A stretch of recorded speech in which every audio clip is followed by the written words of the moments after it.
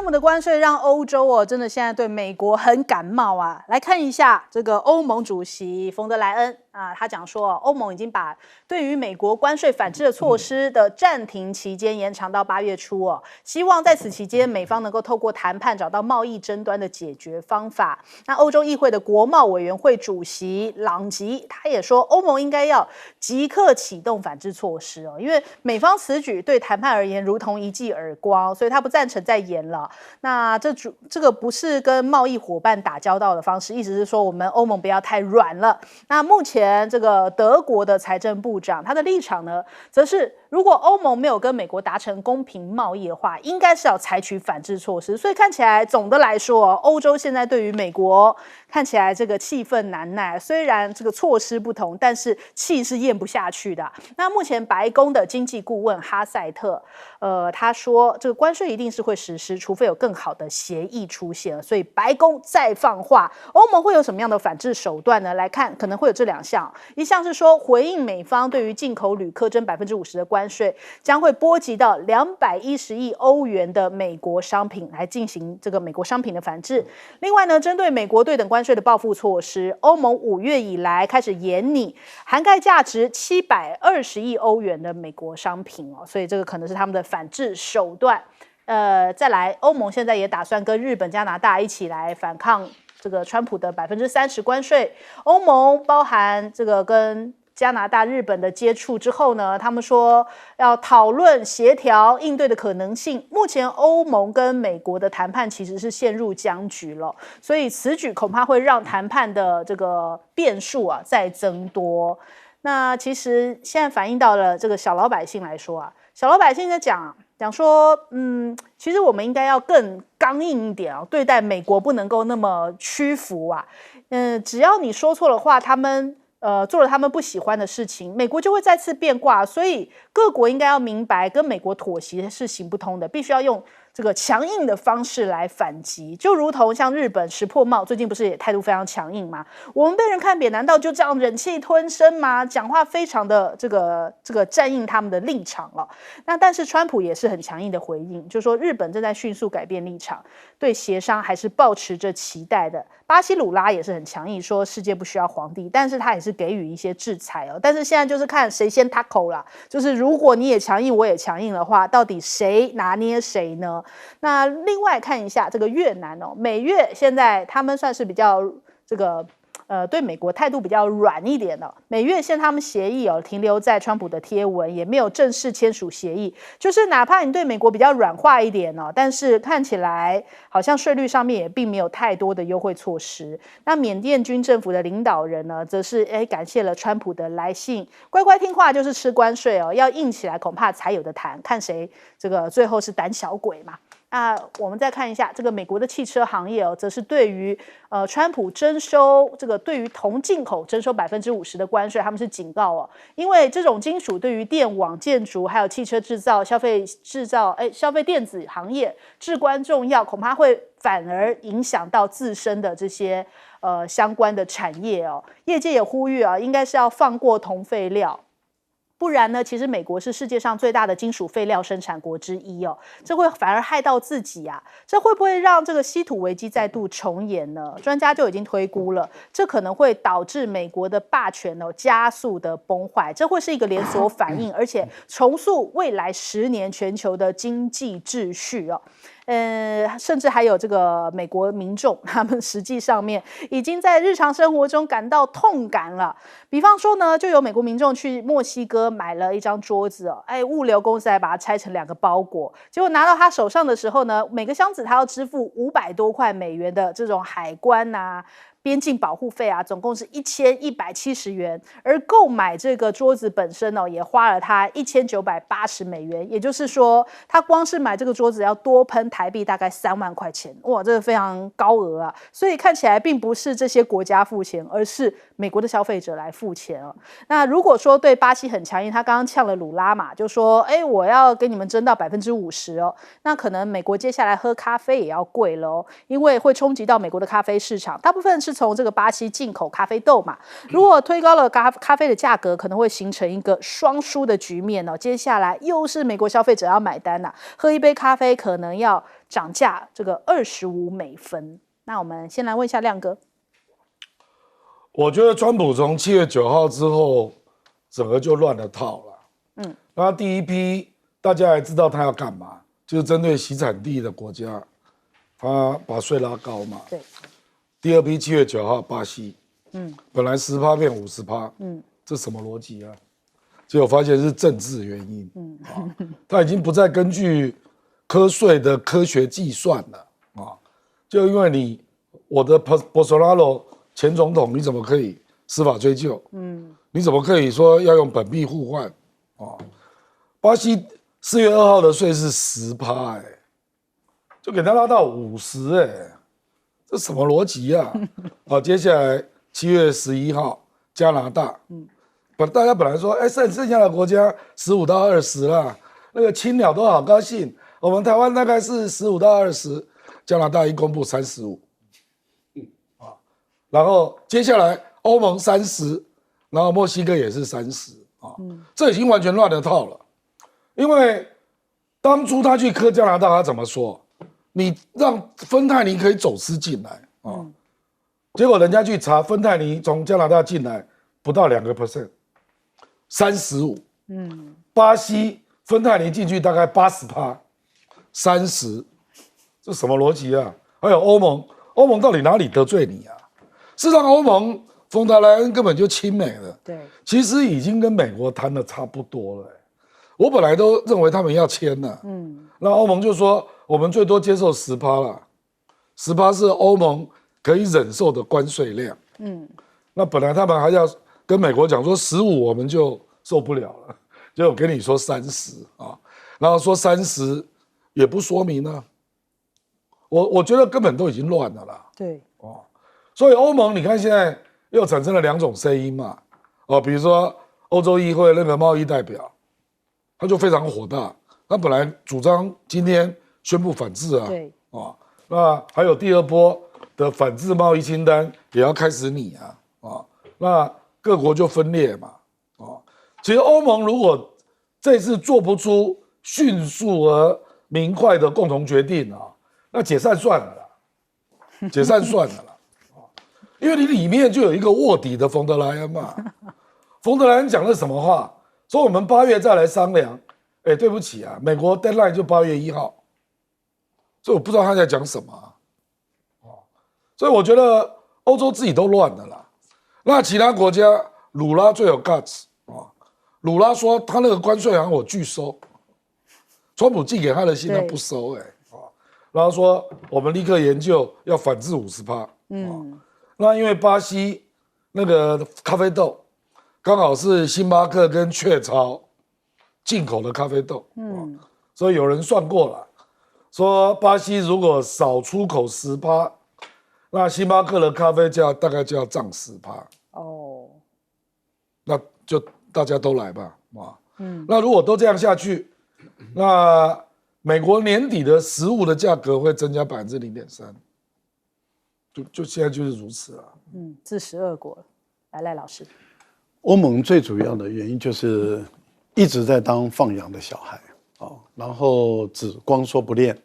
所以被川普看破手脚。那川普这个人的特点就是吃软柿子他一点都不客气他是整个都吞下来。刚开始说刚履税的时候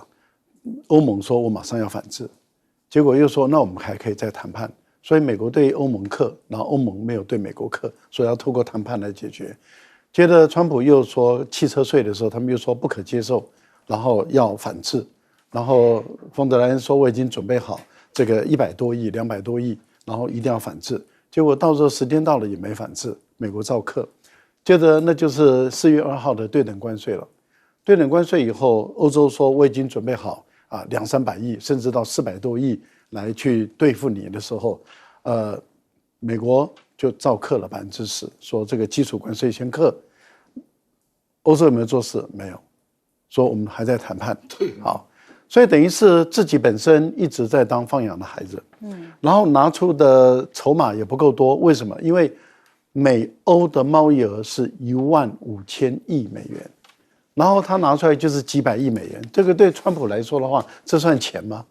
我们的两边的贸易额都是15000亿，你说你要报复我，你要制裁我，也不过就是几百亿啊，只敢拿出几百亿，而且时间到以后都不敢。你看现在说8月1号我都跟你课了，而且已经不再是20%哦，因为原本是说没有在我规定的7月9号之前达成协议的话，那就是20了。结果呢，现在不只是20了，现在是30。那也就是我再提高价码了，再提高价码了以后，那冯德莱恩克不克？不克，要8月以后再说。那这代表什么？对川普来讲，你不是一个东西嘛？也就是说我根本就是吃定你嘛。那现在对美国就看你嘛，看你欧洲，然后欧洲人每个人都在装，这个德国的总理也装不可接受，然后财长也说我们应该强烈的反制，然后大家就问说，好啊，什么时候啊？他又说汽车工业要例外因为对美国人来讲影响汽车。爱尔兰就说制药工业例外好，那法国总统也很强硬啊，说强烈反对，然后大家就说，然后呢我们经过谈判来解决。那8月1号马上要课了，那你欧洲没有一个国家敢反制，请问一下，只一张嘴能有什么用？石破茂态度也很硬啊，可是每个人都问说，那你日本拿出什么本事来？也没有啊，一样。坦白说，目前来讲，唯一敢拿出本事的，那就是鲁拉了。你给我课50，我就给你课50。如果你8月1号课，我就给你8月1号课。我甚至7月我就开始给你课了。所以这代表什么？代表在这个谈判的过程中，鲁拉已经告诉你，我就是50。而且我7月26号、24号我就来了。那这个大家来看嘛，一翻两瞪眼嘛。但是欧盟跟日本光说不练，也到现在也不敢对美国对等的课，那这种国家有什么用呢？好，县长。其实从川普做这个4月2号解放日以来每一天都有变化，每一天翻开报纸、打开媒体这东西看，又有些新的事情发生了，所以它其实是一个蛮混乱的。那我在这么多混乱的里面呢，我大概想了一想有以下大概这4个趋势始终没有变。大家去看就是越来越严重。第一个趋势就是川普所说的日期一延再延，从4月2号大家以为开始要，他说延到7月9，7月9已经到了，又到8月1，8月1号到了，你以为他就会通通实施了吗？谁知道？但是你可以看得到，他一延再延，这是第一个趋势第二个趋势你就发觉刚开始大家都觉得说我们好像要尽量配合这个美国的，到现在为止，所有出现的反弹的国家都越来越多，越来越强烈。最典型的代表就是巴西。那接下来别人会比较乖顺吗？还是会越来越强烈呢？然后第三个，大家也慢慢看出来，川普哪是说什么关税他随便说一个东西，只要你不听他的，他就拿一个关税来。巴西是最明显的，那是他的内政，贸易什么关系？所以大家都觉得原来川普的就是只要你听话，那我可能对你少征，也不是不征少征一点而已。那我为什么一定要听话？那听话还没完没了，你叫我这个那个，那不是关税而已，就是一定要叫你听话。这是第三个。第四个，你就发觉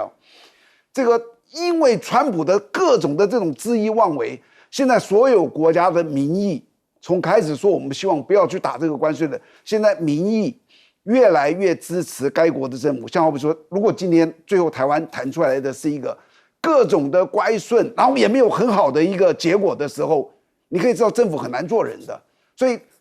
每一国政府都是想说，我是不是在哪些方面要表达出强硬一点？然后还有一个大家可能忘了，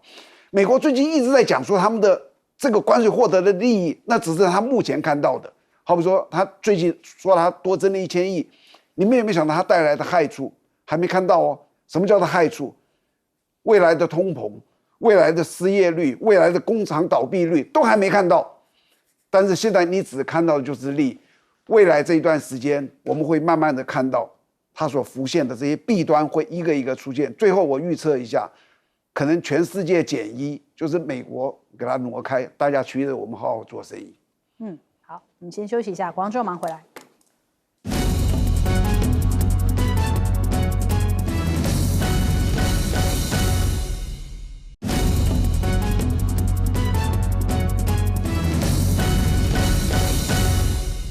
好，我们现在看到啊，各国轮流访华哦。澳洲总理艾班尼斯到了这个中国大陆上海市，跟这个市委书记陈吉宁会面呐。那也见证到了澳洲旅游局和这个内地网上旅游的服务平台，他们签订了新的合作协议来推广旅游。那本周二的时候呢，他也会去到北京，跟中国国家主席习近平见面，还有国务院总理李强也会会面哦。不过呢，他这一次啊，有提到说，这个能合就合，需反就反，跟中国大陆能合作就合作，但是该反对的时候也反对啊。相信双方能够就分歧来进行坦诚的对话。那主要呢，可能矿产是一个焦点哦。美方呢，依据国防生产法的承诺，将澳洲的矿产指定为美国的国内资源，并且依照削减通膨法的规定，澳洲厂商呢将可受益于3690亿美元的激励奖金，但前提是公司的股权外国人不可以持有超过25%，而中国大陆呢，则是美国关切的外国投资人，所以迫使澳方必须要严格的审查。在这样的背景之下呢，艾班尼斯率领的贸易代表团访问中国大陆，那堪称重量级的产业代表就是澳洲的矿业巨头力拓啊。那他这一次也是这个同行之一哦，他们也会在上海、北京、成都这3座城市来参加多场的商务活动。另一方面来看一下印度呢，印度的外长苏杰生也打算在15号的时候，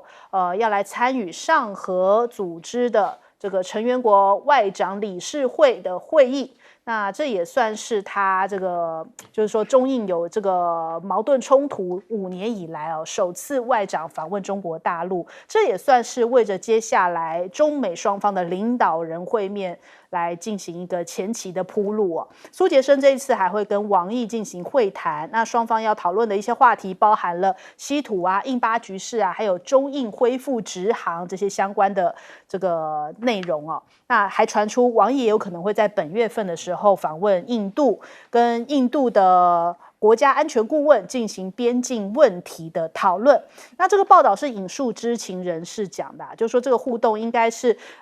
如果双方谈得不错的话，接下来在今年秋季的时候，有可能莫迪就会去参加天津这边的上合领导人峰会。印度的制造商讲说，现在跟中国大陆最要紧的就是要赶快拿到稀土只有跟中国大陆和解才能够取得到稀土如果真的等印度自己提炼稀土恐怕是来不及的所以印度厂商也是非常的着急。那俄罗斯方面呢，王毅也跟拉夫罗夫有会面，在共同筹备下一个阶段的这个领导人的会面。王毅除了欢迎拉夫罗夫来到中国大陆参与上合会组织的外长会，也表示呢要积极密切的这些接触，有利于落实两国元首之前所达成的共识啊。再来看看这个上周马来西亚中美的这个峰会因为卢比奥跟王毅见面了嘛。不过从照片上面看来，大家说肢体语言有透露出一些讯息来看一下这个卢比欧在拍照的时候他好像这个状态上面是比较拘谨一点手不断转着这个钢笔，像是在掩饰紧张。那你看王毅他还这样子手往后面的椅子上面靠了一下，这个稍微往后靠了一下，看起来很从容举手投足之间透露出自信也一如既往的沉稳的那种态势所以看起来好像可以看出谁比较掌控这个局面。再者来对比一下卢比欧他上午的时候跟拉夫罗夫见面的时候，他只带了2个助手，可是呢他下午跟王毅会面的时候，旁边一字排开是带了5位助手所以重视的程度一目了然。那这一次的这个东协外长会议，卢比欧其实被外媒讲说是不是在疯狂刷脸，跟中国大陆的这个积极正在进行跟各国代表的会面很明显有差别所以看起来东协国家更愿意跟中方打交道。那这个卢比欧好像在那一边反倒没有站稳自己的脚步，有一点显得比较局促一些。那我们来先请教一下亮哥。这个澳大利亚要履行美国那个国防生产法，中国不得持有25%的矿权这一点是非常困难做到的啦。我举例澳大利亚目前的公司MMG 这家公司，中国五矿集团持股68%，包括铜、铅、锌，还有金矿澳大利亚另外一家很大的煤矿公司叫烟扣，中国烟煤持股62.5%还有那个中国有一家叫做天齐锂业做锂矿那持有西澳就是西澳大利亚 Green Bushes 锂矿51%，我这只是随便举例啦那澳大利亚最大的那一家铁矿公司 Rio Tinto 那这个 Rio Tinto 中国钢宝集团持有46%，我这只是随便举例，我跟你讲一大堆啦。这个当然是中国大陆长期经营澳大利亚的成果嘛，遍布，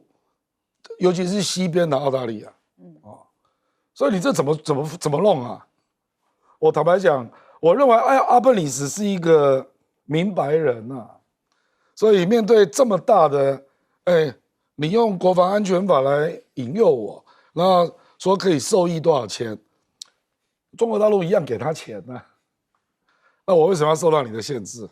对不对？所以我认为这一点他真的做不到了。那没有错了，他阿本里斯毕竟澳洲人是 Anglo-Saxon 所以他能够，我觉得他的好处就是明白人，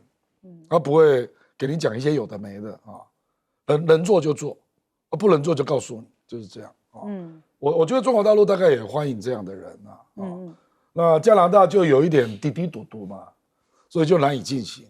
其实加拿大你72%的货都到美国啊，你现在跟美国杠成这样，你一定要找新的买家嘛。可是加拿大跟中国，我认为就是没有培养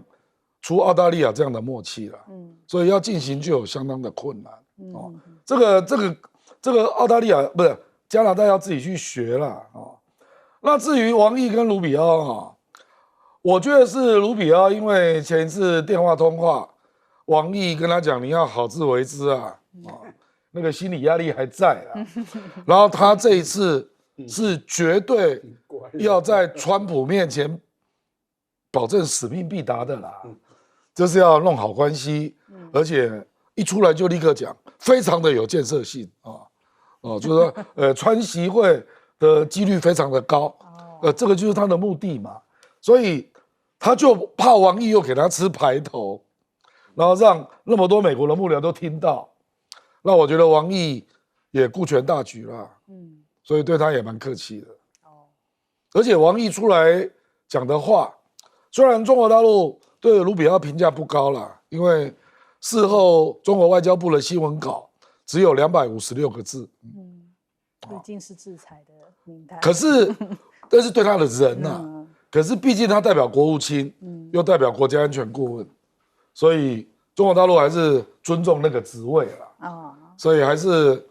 有一个还算不错的一个结果啦，大概是这样。好，赖老师，我们的判断卢比奥这次接到的命令就是谈好，不要把关系搞坏，你把你的意识形态收敛一点所以很明显的这一次王毅跟卢比奥谈完了以后，美国没有再说坦率了。坦率其实基本上来讲就叫做针锋相对了彼此之间都讲对方不爱听的话，这个才叫坦率嘛。但这次这个坦率就没有了，所以等于是分歧的部分连提都不提了。本来卢比奥要来开会之前还说，我一定会跟你谈，会跟中国大陆谈俄国跟乌克兰的问题，中国跟俄国的关系中国必须要跟俄国切断关系，这样的话美国才能够跟中国交朋友这样的一个态度。但是你看在整个会谈中的时候，连这个一个字都不提就完全没有提，这代表什么？不敢提。也可能当他要出口的时候，王毅就说这个问题搁在这个我们自己有看法，不要讲了。那很有可能卢比奥就赶快吞进去了，因为避免搞坏关系，到最后又出来又说坦率了那坦率，那川普就不要去中国大陆访问了所以我想这次谈的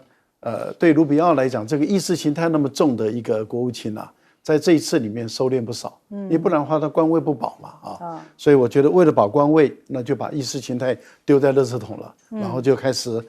很务实的来谈问题。所以每个人为了关，原来都可以把意识形态丢在垃圾桶的啊。事后声明没有讲坦率交流，没有，没有，说没有，说非常建设性，对，非常建设性的啊，这个，所以我们就可以看得出来说，哦，原来意识形态也是假的，啊，政治利益、官位是真的啊，那是实实在在的。好，但是美国的关税确实让他的盟友大部分的国家都痛苦，啊，那中国大陆反其道而行。你看，今天又宣布了对非洲53个国家的关税0，对，然后前天宣布对于孟加拉的关税0，所以中国大陆目前的成绩已经出来了啊，上半年经济成长5.4%，刚开始 IMF 啦或是世界银行都估计说中国大陆的成长大概就4.5%，结果上半年成长5.4%，进出口双成长，进口也成长，那么出口也成长，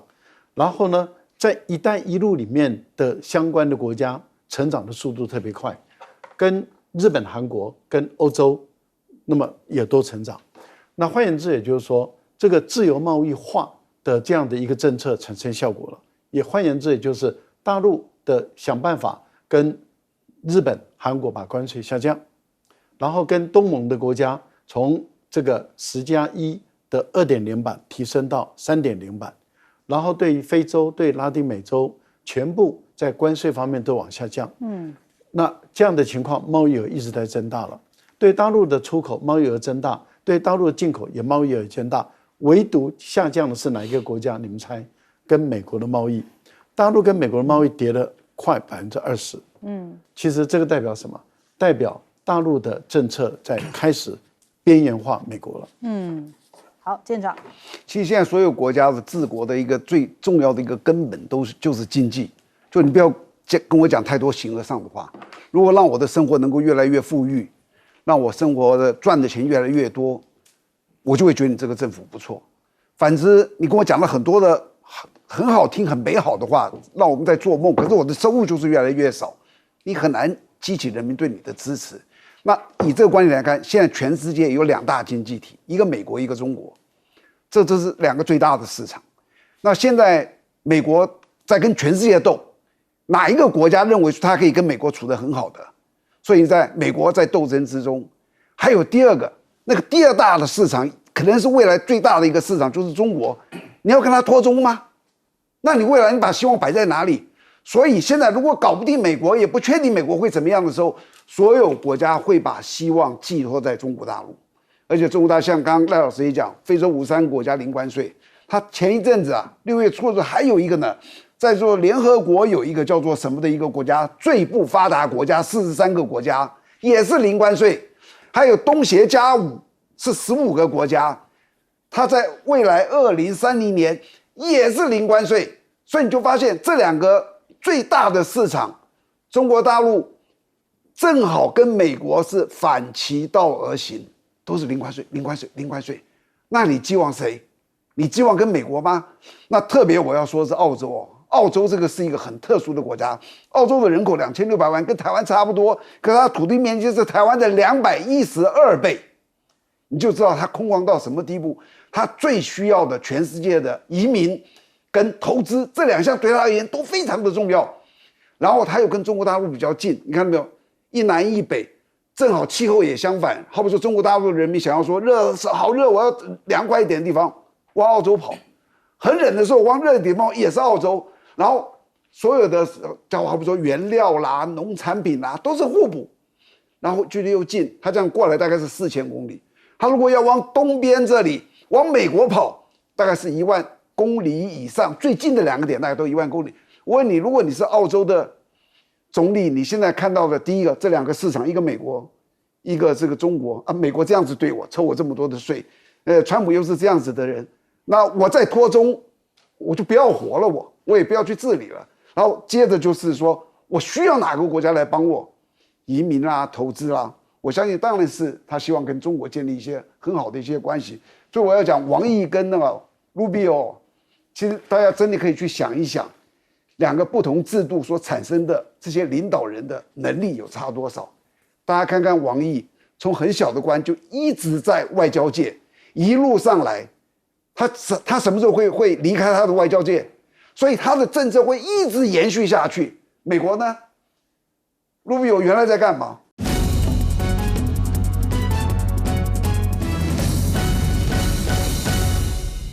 欢迎收看《新闻大白话》，我是主持人翟轩，马上来欢迎一下这个阶段加入我们讨论来宾，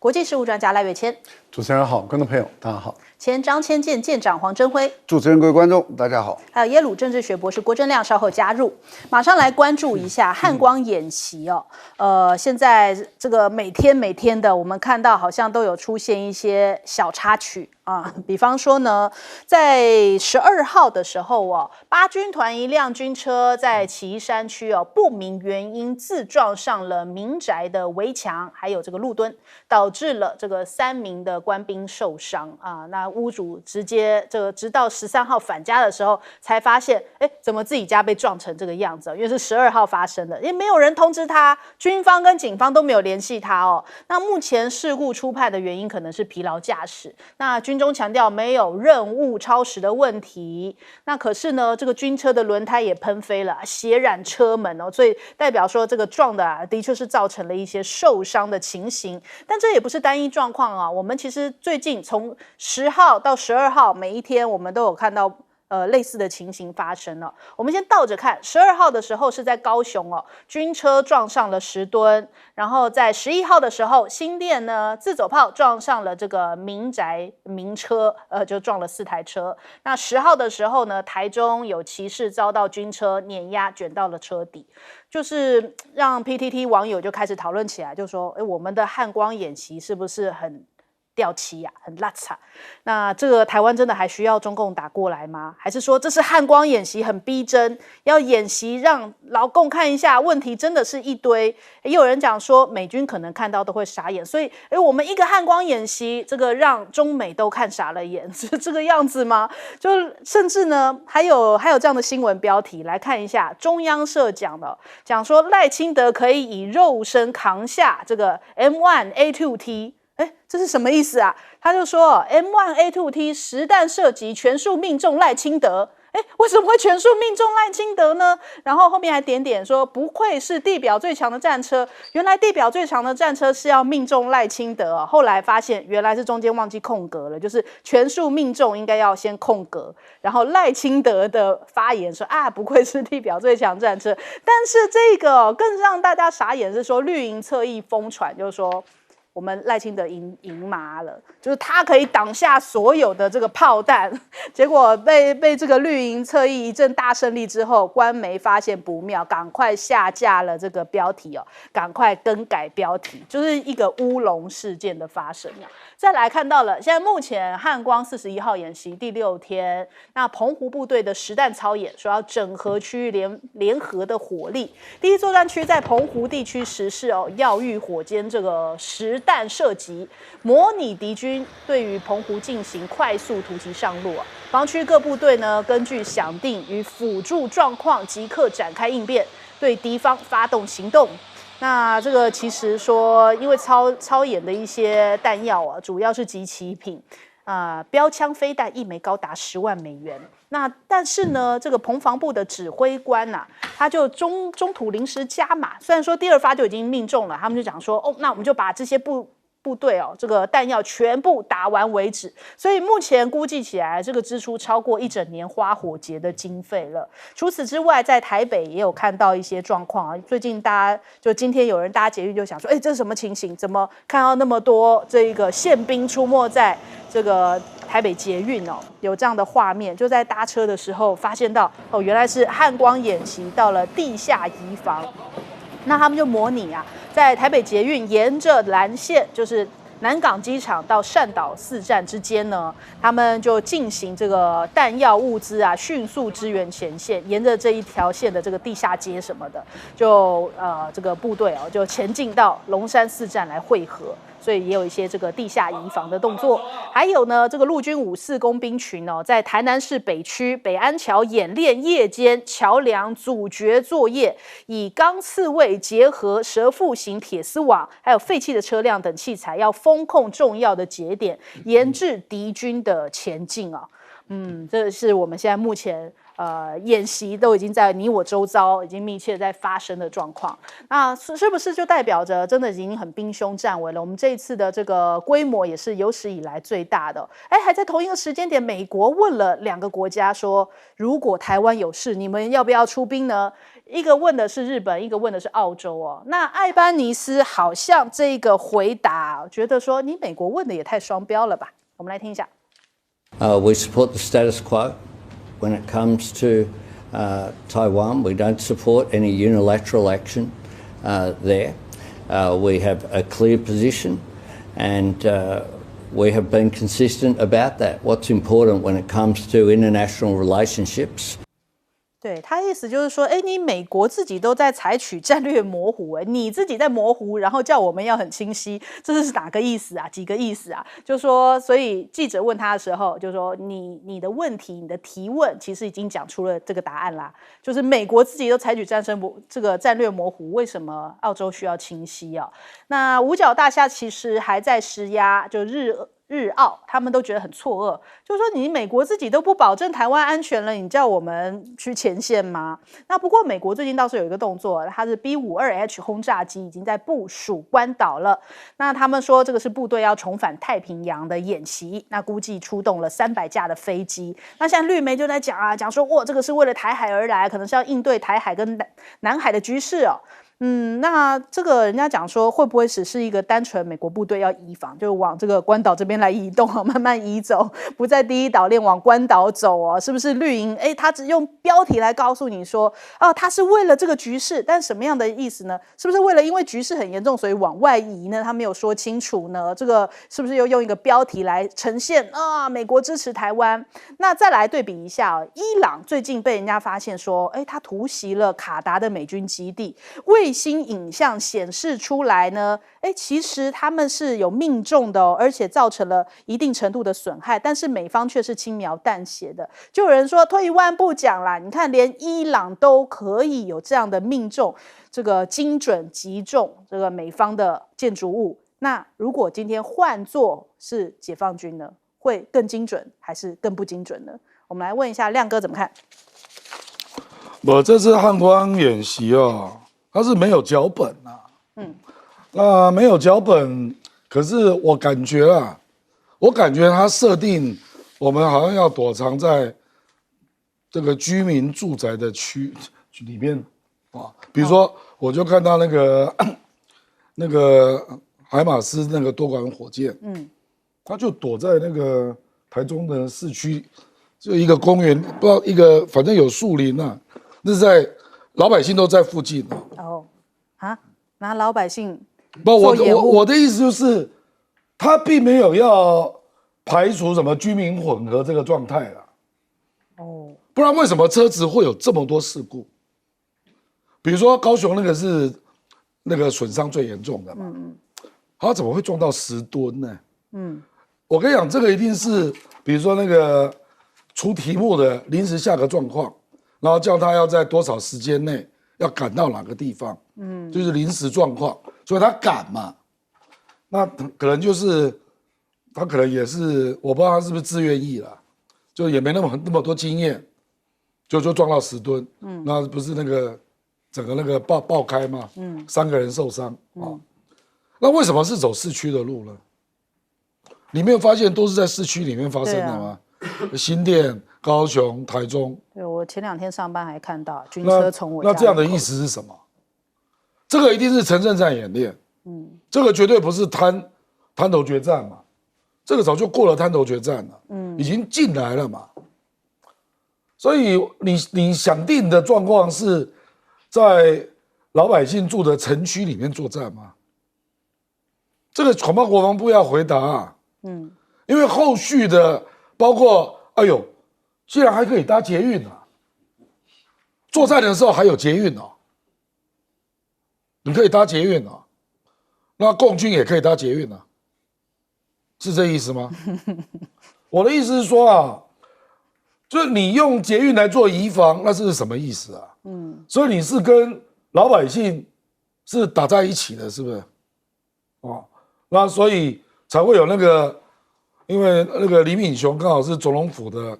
那个社会韧性的顾问嘛，对，所以他就提供全联协助嘛，是，对不对？哦，那全联的店员要再当做食物补给站嘛，作战的时候有可能这样吗？你认为全联还会开着吗？不会。所以我就不知道他这个作战的想定啊，因为我的感觉就是他就是在城镇里面作战嘛，然后你没有做那个撤离民众这个动作啊，你没有做这个动作啊，哪有人这样搞？你去看乌克兰的城镇战，马里乌波尔6万人的人口，撤离到最后，那个整个城都打烂了，死了12000人，表示大部分人都走了嘛。你这个都没有撤离民众，就直接开打。那你开打，人家不会介入来打你这里，那到时候就是老百姓都变成你的人肉盾牌嘛。怎么可以这样打呢？就你的逻辑是什么？你是希望把老百姓都卷进来打，是不是？他真的这样想吗？他真的是这样想？不然为什么都在社区里面撞车嘛？对，又在全联，又在社区压到门口车啊，干嘛？表示你并不是有一个扩清的一个场所在作战嘛？没有嘛？哦，你跟老百姓是混在一起的嘛？所以我就不知道这个作战想定，因为我是在看到一个事故一个事故这样接着来，而且你看都是在市区里面啊，对，你不觉得这样很奇怪吗？好，赖老师，这个还只是一个演习了哈。那他们一直在强调说没有脚本还是要有脚本的。没有脚本怎么演练？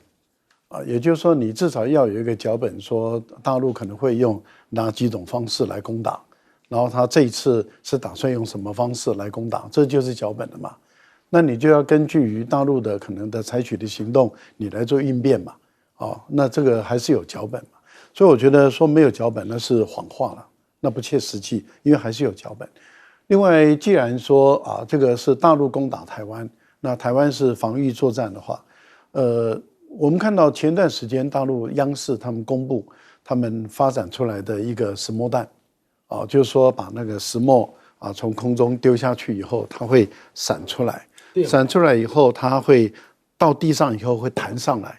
弹上来了以后，它会炸开，把那个石墨粉整个都弥漫出来。那由于石墨粉是一个非常好的超导，所以它就会把你的整个这个变电所、发电站的这个电网全部都摧毁掉，因为它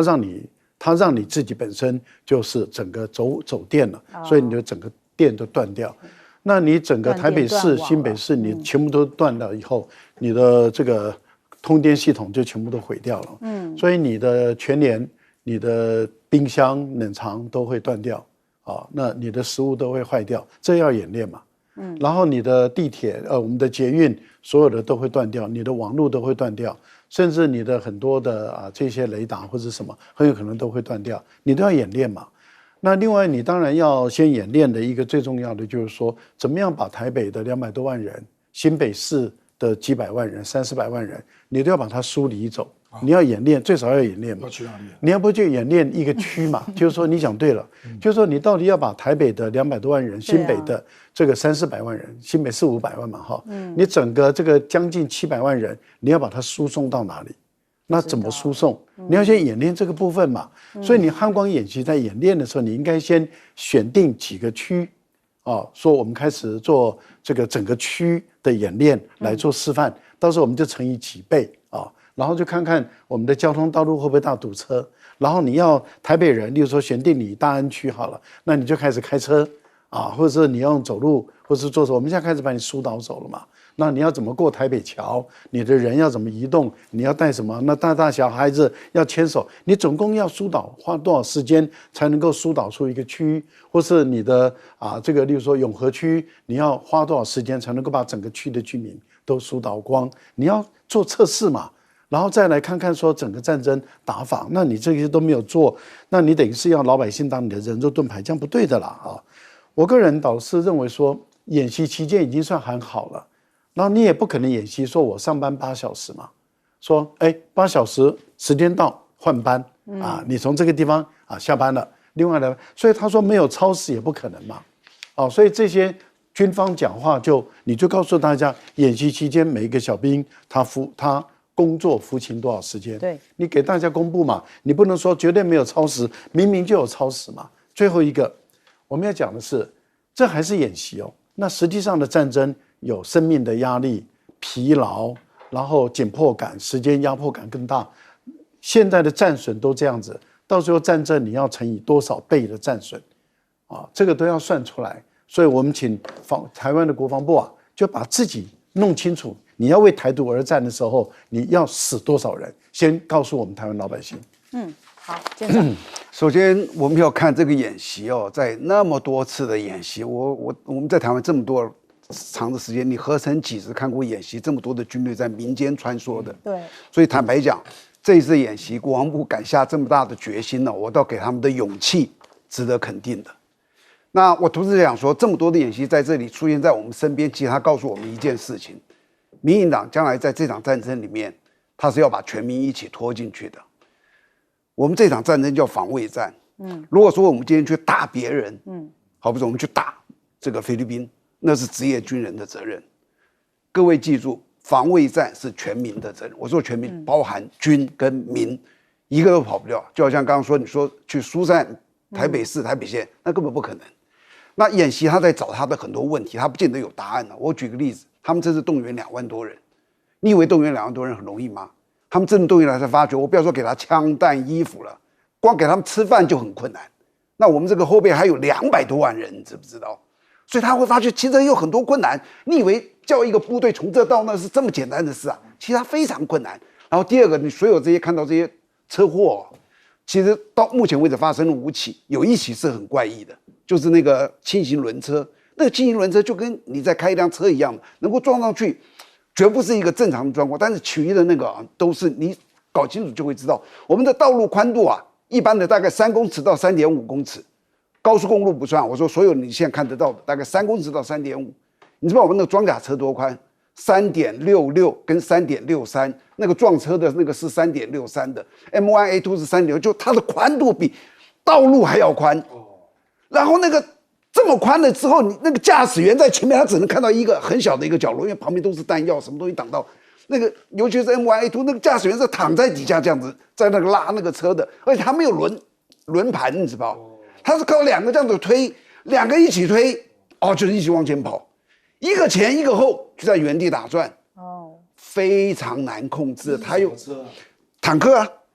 所以他很容易刮到旁边的车，他以为没事，刮到车才知道。是不是我们最近在路上遇到就离远一点？对，那个闪远一点，他根本看不到你，你知道吧？就离远一点比较自求多福。那当然就是第一个，你以后你演习不要让这个坦克车进入市区。